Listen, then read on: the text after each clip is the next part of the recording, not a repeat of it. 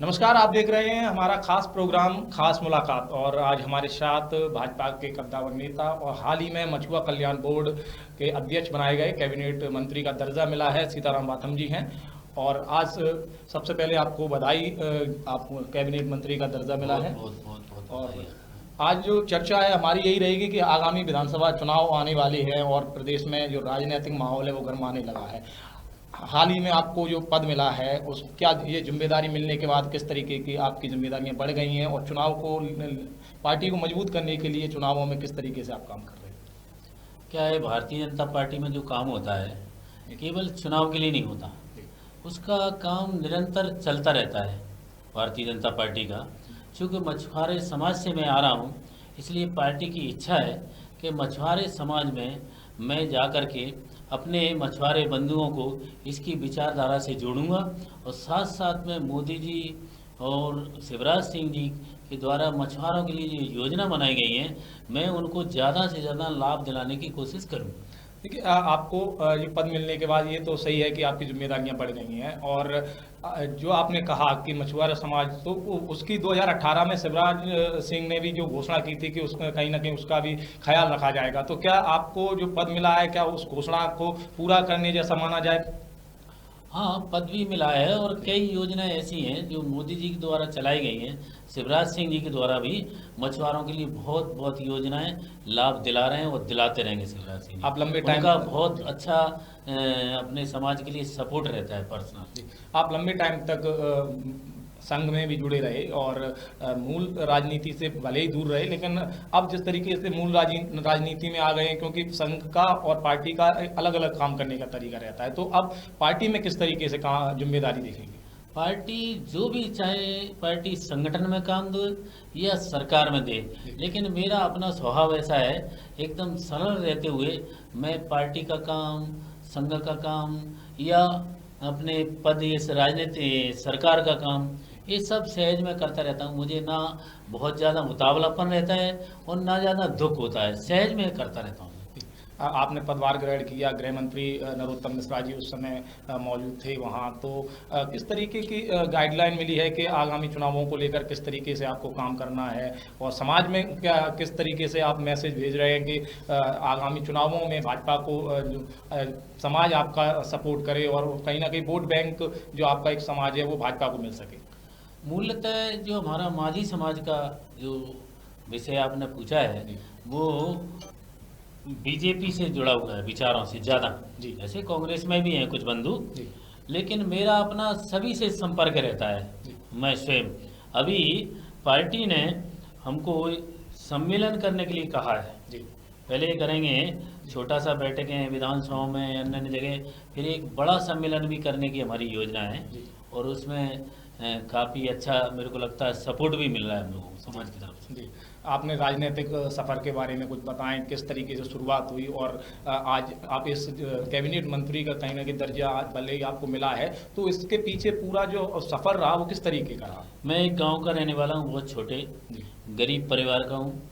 मेरे माता पिता दोनों मजदूर थे और उस परिवार के जब मैं रहता था तो बहुत एकदम, आप कभी आएंगे देखेंगे तो वैसा ही है वहाँ का कल्चर अभी भी। जी लेकिन मैं इसके बाद संघ का स्वयंसेवक बना, तो संघ का स्वयंसेवक बना तो मुझे कहीं ना कहीं बड़े बड़े संघ के अधिकारियों का मुझे आशीर्वाद प्राप्त हुआ, जी उनका मार्गदर्शन मिला। और धीरे धीरे मैंने भी नहीं सोचा था मैं कभी इस बड़े पद पर रहूँगा। भारतीय जनता पार्टी ने मुझे एक बार टेलीफोन का डायरेक्टर बनाया छत्तीसगढ़ में, इसके बाद 2 बार मैं राज्य मंत्री का दर्जा रह चुका है मुझे, तीसरी बार एनएफडीबी का मेंबर बनाया दिल्ली में, इस बार अभी मुझे कैबिनेट मंत्री का दर्जा देकर के मछुआ कल्याण बोर्ड का अध्यक्ष बनाया है। बहुत कुछ मुझे पार्टी ने दिया है। मतलब भाजपा ने आपको कहीं ना कहीं जो देना चाहिए आपकी मेहनत उससे ज़्यादा दिया है। उससे ज़्यादा दिया है, आपका कहना है। अभी चुनावों में कांग्रेस के जो नेता हैं उनके बयान आते हैं कि सीएम को लेकर भाजपा में कई लोगों ने कपड़े सिलवा रखे हैं, तो क्या आप क्या मानते हैं, क्या आगामी चुनाव शिवराज सिंह चौहान के नेतृत्व में ही लड़ा जाएगा, या जो चेहरा है वो कहीं ना कहीं चेंज होने की संभावना है? भारतीय जनता पार्टी का अखिल भारतीय स्तर पर हमारे बड़े जो अधिकारी हैं पार्टी के चिंतन मनन करते होंगे, बैठेंगे, विचार करेंगे, जो भी निर्णय लेंगे हम तो उनके साथ रहते हैं। मतलब आपका सहयोग संगठन और के साथ संगठन के खुद साथ भी। है, चेहरा कोई भी हो आप भाजपा चलेंगे, चुनाव चुनाव लड़ेंगे। तो आगामी चुनाव पे बात हुई, आपके राजनीतिक सफर पे बात हुई, अब बात करते हैं आपके विभागीय। तो विभागीय स्तर पर आप मछुआ कल्याण बोर्ड के अध्यक्ष हैं, तो क्या योजनाएं हैं जो जनता तक पहुंचाकर कहीं ना कहीं उसका लाभ मिल सके, जनता को, मछुआ समाज को मिल सके, उसको लेकर क्या काम करें? मछुआरे विभाग की एक प्रकार से छोटे मछुआरे से लेकर के बड़े मछुआरे तक की योजना है। सबसे पहली तो ये गांव के अंदर तालाब होते हैं, छोटे तालाब रहते हैं, पंचायत स्तर के, जनपद के, फिर जिले का, फिर प्रदेश का, एरिया के हिसाब से रहता है, उनमें पालन कर सकते हैं। उसमें मछली विभाग की तरफ से अपनी लोन दिया जाता है। तो सामान्य और पिछड़े वर्ग के लिए 40% उसकी सब्सिडी रहती है, ST ST के लिए, और महिलाओं के लिए 60% अनुदान की ऐसी योजना है। दूसरा है अपनी ज़मीन पर भी अपन उसको बना सकते हैं तालाब, उसके लिए भी लोन, यही स्थिति है। तीसरा ये है एक बायोफ्लॉप करके एक योजना है, एक टैंक आते हैं बने हुए प्लास्टिक के, ऐसे ला करके अपन अपने घर पे उसको लगा सकते हैं छोटी ज़मीन में, और उसका पालन करके इस योजना में कर सकते हैं। इससे और बड़ा ये है, उसको RAS बोलते हैं, जिसमें 50 लाख रुपए सरकार देती है और उसी हिसाब से सब्सिडी रहती है, वो भी कर सकते हैं। अपनी मत्स्य विभाग की योजना के अंतर्गत छोटे अपने मछुआरों के लिए मोटरसाइकिल भी दे रहे हैं हम लोग। एक डब्बा रहता है, उसमें मछली रख करके, बर्फ रख करके अपने गांव में जा करके छोटा व्यक्ति बेच सकता है। दुकान भी खुला रहे हैं छोटी सी, जिस तरह से सांची बूथ के जो रहते हैं ना छोटे छोटे दुकान, उस तरह का भी योजना है।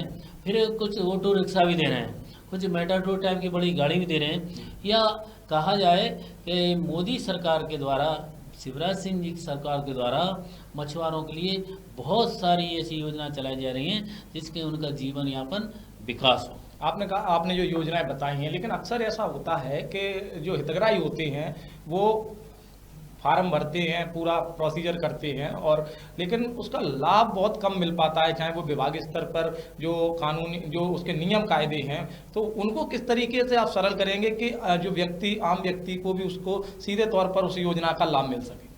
क्या है, छोटे गांव वालों को जानकारियाँ कम होने के कारण उसकी कागजी कार्रवाई वो नहीं कर पाते हैं। लेकिन ऐसा नहीं है कि नहीं मिल रहा है, मिल भी रहा है, सभी जगह लगा है। कुछ कुछ जगह ऐसा कठिनाइयाँ हैं, तो धीरे धीरे हम उसकी पूर्ति करेंगे, और हो सकता है कि बीच बीच में सुझाव भी देते रहेंगे, भाई इसका और सरलीकरण कर दिया जाए और लाभ मिलेगा, ऐसा है।